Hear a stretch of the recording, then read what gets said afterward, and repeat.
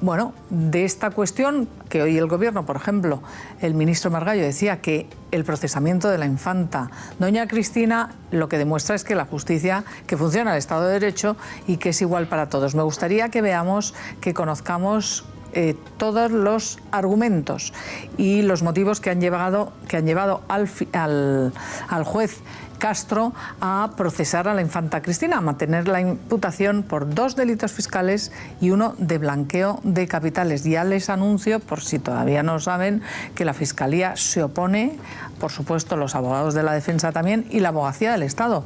No encuentran motivos para procesar, para que se siente en el banquillo la infanta Cristina. Vean todos los datos.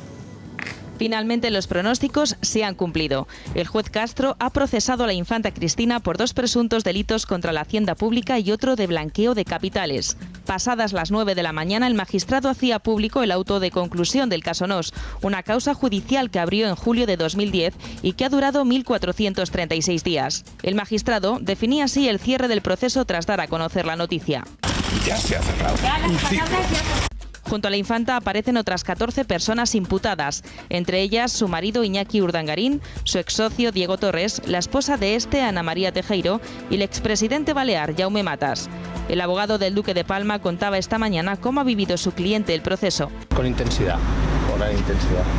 Sin embargo, Castro ha archivado provisionalmente la imputación para el secretario de las Infantas, Carlos García Revenga, o el vicealcalde de Valencia, Alfonso Grau. Y como se preveía, incluso minutos antes de conocerse el auto, el fiscal anticorrupción, la abogacía del Estado y el abogado de doña Cristina, Miquel Roca, han anunciado que recurrirán la imputación en un plazo de 3 días. Evidentemente se recurriría. Porque creo que sigue sin existir ningún elemento contra ella.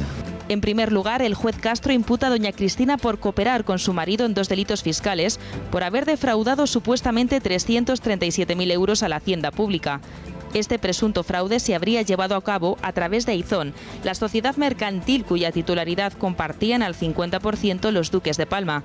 Sin embargo, el fiscal, la Hacienda y la abogacía del Estado consideran que estos delitos solo son imputables a Iñaki Urdangarín.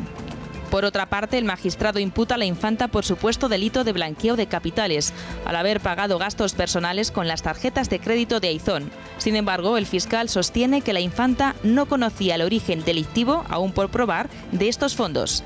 A partir de este momento, la acusación popular Manos Limpias tiene 20 días para presentar sus propios escritos de acusación y solicitar la apertura de juicio oral, aunque con el recurso presentado por la Fiscalía, la Abogacía del Estado y los abogados de doña Cristina, será finalmente la Audiencia Provincial de Palma la que decida el futuro judicial de la infanta.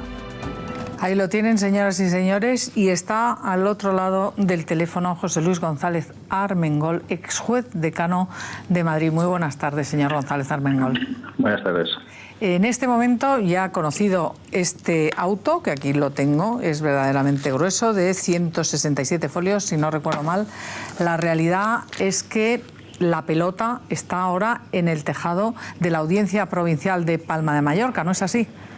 Bueno, vamos a ver, es el auto de transformación, que es el equivalente a lo que antiguamente era un procesamiento, y seguimos en fase se sigue en fase de investigación, con lo cual esta resolución no es firme y por supuesto acabe el recurso. Me imagino, lógicamente las partes afectadas todas absolutamente van a presentar el recurso y luego tiene que existir acusación para que luego posteriormente exista el juicio oral correspondiente. Es decir, es una resolución de carácter provisional donde indiciariamente, no solamente para la infanta, sino absolutamente para todo el mundo, se considera que hay hechos presumiblemente delictivos. Exacto, y a partir de aquí se presentarán esos recursos que ya han sido anunciados. Evidentemente estamos centrando la atención informativa en la infanta, evidentemente por ser quien es, pero la realidad es que la pregunta que se hace mucha gente es por qué se cuestiona que se pueda procesar, en este caso, a la infanta Cristina por delitos fiscales si no acusa la Fiscalía y la Abogacía. Hay quien dice que sí, que sostiene que se le puede procesar, pero ni la Fiscalía, ni siquiera la Agencia Tributaria, ni la Abogacía del Estado considera que sería juzgable por esos 2 delitos porque no considera que los haya cometido. Bueno, mire, vamos a ver, formalmente y desde el punto de vista teórico procesal, la primera fase que hay que hacer es que el juez tiene que hacer un auto de transformación, que vuelvo a repetir es el equivalente de un procesamiento que existe en otro tipo de procedimientos en lo que había antiguamente. Entonces, él tiene total libertad para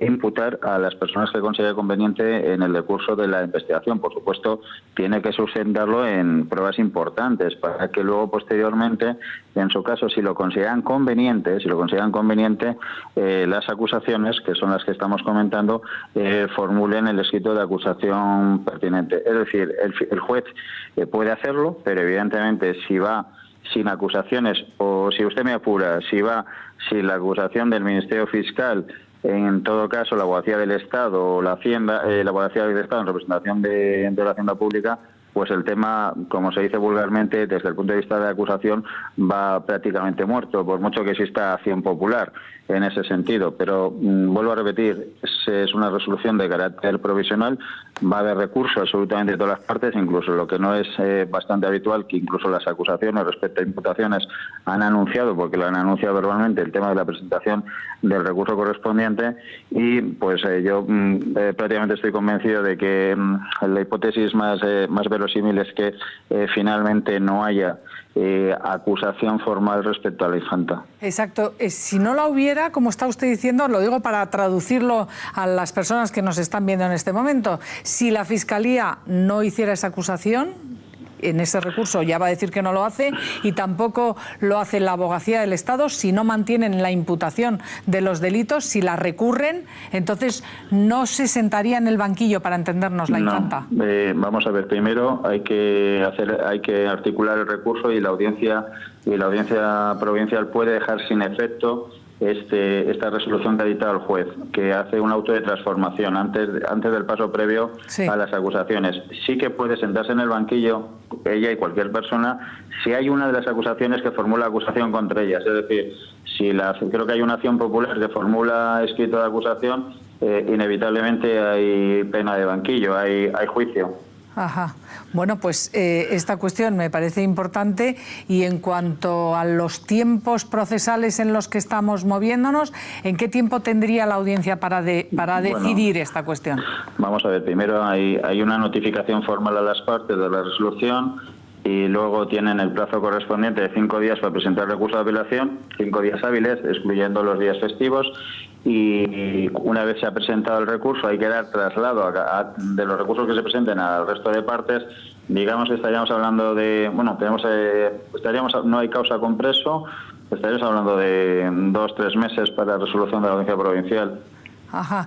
Y otra cuestión, hablando ya de plazos y de penas, porque si nos ponemos a cuantificar los delitos que el juez Castro le imputa a la infanta Cristina concretamente, son 2 delitos fiscales y un delito de blanqueo de capitales. ¿De qué penas estaríamos hablando?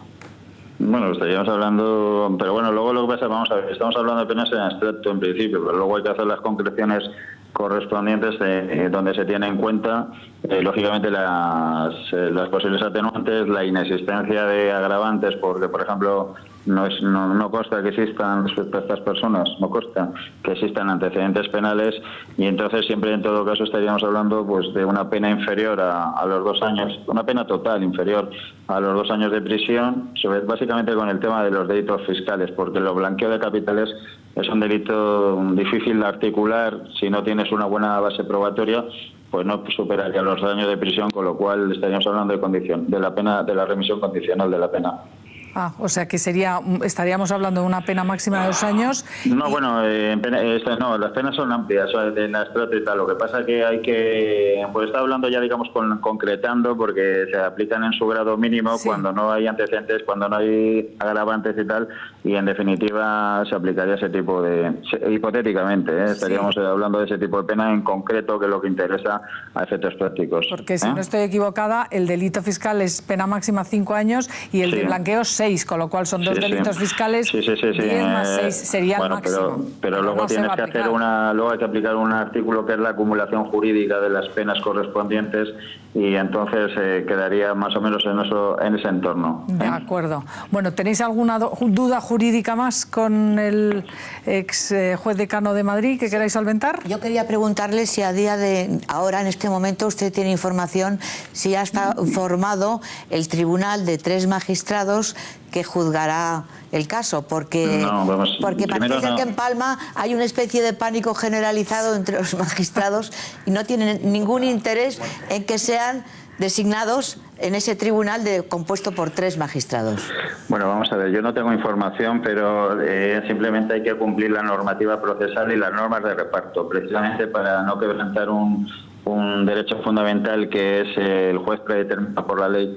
Hay anualmente, a través de la Sala de Gobierno, se hace una predeterminación y reparto de los asuntos en cuanto a temas de recurso en las diferentes secciones que componen las secciones penales de la Audiencia Provincial. Ya hay una sección, habrá lógicamente una sección asignada, no sé exactamente qué número ni quiénes la componen, y luego ya pues estaremos en el juego de las recusaciones, abstenciones y tal, cuando, por ejemplo, hipotéticamente pueda haber un quebrantamiento de la imparcialidad objetiva, es decir, porque ya con carácter previo se haya tomado conocimiento del asunto. Pero en definitiva entiendo que lo correcto será siempre la misma sección de la Audiencia Provincial que estaba viendo los recursos que estén en esta instrucción. O sea, lo normal será que esa sección que ya se ha manifestado en otros recursos sobre este asunto... Es lo habitual, sí, en la praxis, sí. Será la que tenga que decidir sobre estas cuestiones y estos recursos. Y le pregunto ahora a Edurne Uriarte.